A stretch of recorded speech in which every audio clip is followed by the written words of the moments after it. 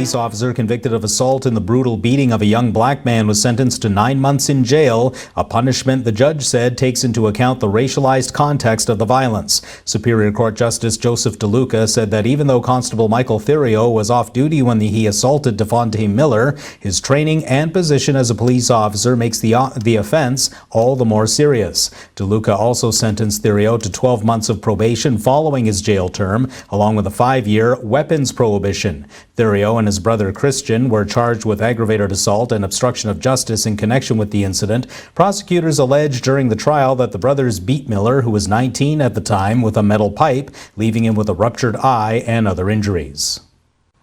Sault Ste. Marie police have made an arrest in connection with a break-and-enter. Early Wednesday morning, officers responded to an alarm at a business in the 600 block of John Street. They arrived to find a man with a generator. They detained the man while they conducted their investigation. Officers found that a lock at the business in question had been cut and the generator had been taken. Police also found the accused to be in possession of bolt cutters, flashlights, and a box cutter. They arrested 25-year-old Ricky Ferguson Dennis and charged him with break-and-enter, possession of break-in tools, mischief, and breach of probation. A 21-year-old man will appear in court next month to answer to an impaired driving charge. Sault Police Patrol Services stopped a vehicle driving along Pine Street after they observed it traveling in and out of the oncoming lane of traffic.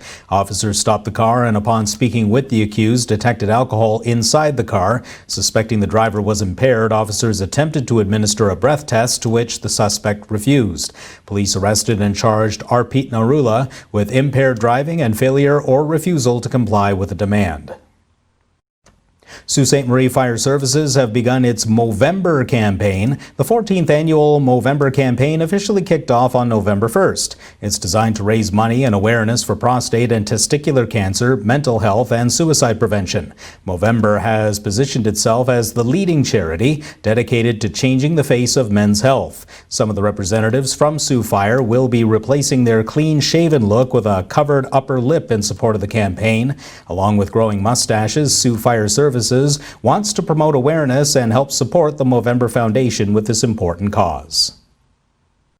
And Daniel LaPrade is up next with your local weather right after this.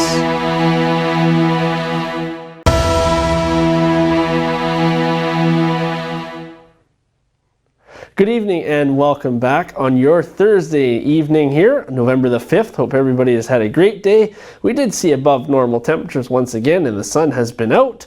Let's take a look at what's going on the radar, which we don't have too much activity to speak of. There is some cloud cover here, and we are going to see things stay pretty calm over the weekend, so I don't have too much to report on here. And you can't really see, if I move off the screen, you can't really see the next system that's going to be coming our way next week. We are going to see a system coming our way for Monday and Tuesday that's most likely going to bring lots of rain next week, and then the temperatures will start to drop. So a little bit of why we're seeing this warm weather. The warm weather started on Wednesday, and the longevity of this November warmth links to a super typhoon named Goni. That's part of the reason why we are seeing this high pressure that's just kind of stalled and parked itself over top of us. This will make it feel like more like late September, early October temperatures. And if you remember the last couple of Novembers, we had a lot of snow by mid-November and it was very cold. So this is a welcome change from the last 2 years. Okay, so this is what's going on. We are going to continue to see a mix of sun and cloud throughout the rest of the day, and then we will see things, fog patches develop overnight rather, and so maybe a couple clouds. So a camera is brought to you by wirelesscom.ca. You can check their website out for all their telecommunication services. They've got cameras, as you can see, and make sure you do visit them. And they're also on White Oak Drive if you want to visit their office location. So our expected highs in the region today, well, they varied between 7 to 10 degrees between Thunder Bay and Timmins area. And then here in Sault Ste. Marie, we hit 15, and then 12 and 13 degrees in Sudbury and Elliott Lake.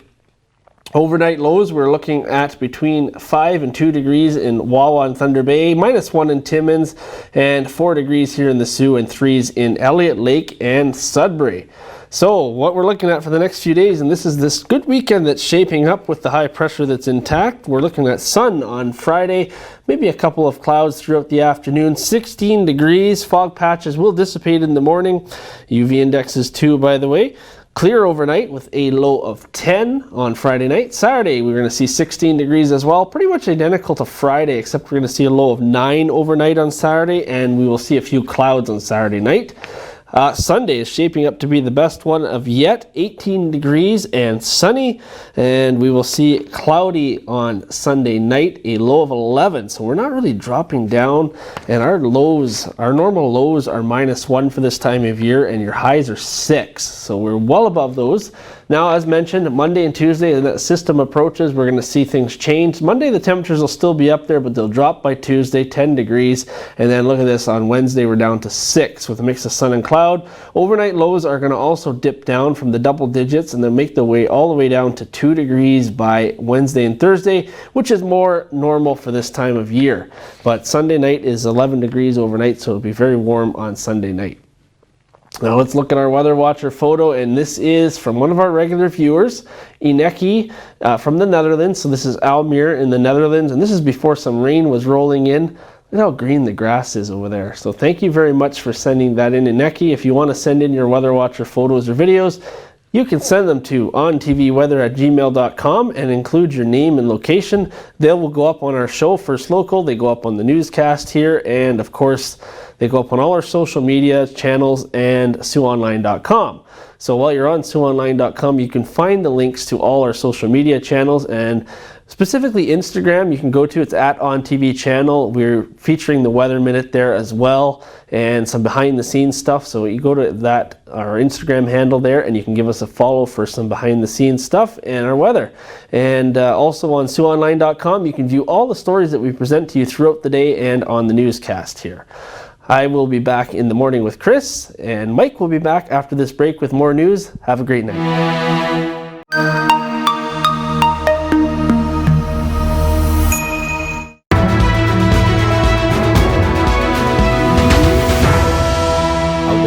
Health is reporting the region's 47th case of COVID-19. APH says this recent case is tied to international travel, and the case subject is in self-isolation. Please remember that APH notifies close contacts directly, and if you're not contacted, you're not considered to be at risk. Due to rising COVID-19 cases throughout late October in Chippewa County, APH is issuing a special advisory for Algoma residents who regularly cross the Canada-US border for work or study. Even if you're exempt from federal travel and quarantine restrictions, you're asked to avoid cross-border travel and use virtual options when possible. While in Chippewa County, protect yourself by avoiding crowded indoor spaces and staying 2 meters apart from other people at all times. Once back in Algoma, protect others by staying home as much as possible for 14 days and not having close contact with others. This advisory is in effect for 28 days until December 2nd, at which point an update will be provided based on COVID-19 activity at that time. The Chippewa County Health Department says the region is in the midst of an extreme outbreak of COVID-19. The department says its staff has been overwhelmed with the number of positive cases and contacts associated with each positive case. Today, the department is reporting 7 new confirmed cases of coronavirus and 8 probable causes, bringing the combined total to 237. There have been a total of 88 recoveries, leaving 149 active cases of COVID-19. The region has seen a steady increase in cases over the past couple of weeks. The health department is urging everyone to guard against infection and help stop the spread of COVID-19 through frequent hand washing, social distancing, and wearing a mask when possible. Ontario is reporting 998 new cases of COVID-19 today and 13 more deaths related to the virus. The province says it completed nearly 35,800 tests since the last daily update, an increase of 7,200 from the previous report. Health Minister Christine Elliott says there are 350 new cases in Toronto, 269 in Peel Region, and 71 in York Region. She says 948 cases were reported as resolved since the last daily report. Ontario is reporting 381 patients in hospital due to COVID-19, 86 in intensive care, and 48 on a ventilator. The province says that there were 68 new cases in publicly funded schools. 37 of those were among students, 7 in staff, and 24 unspecified.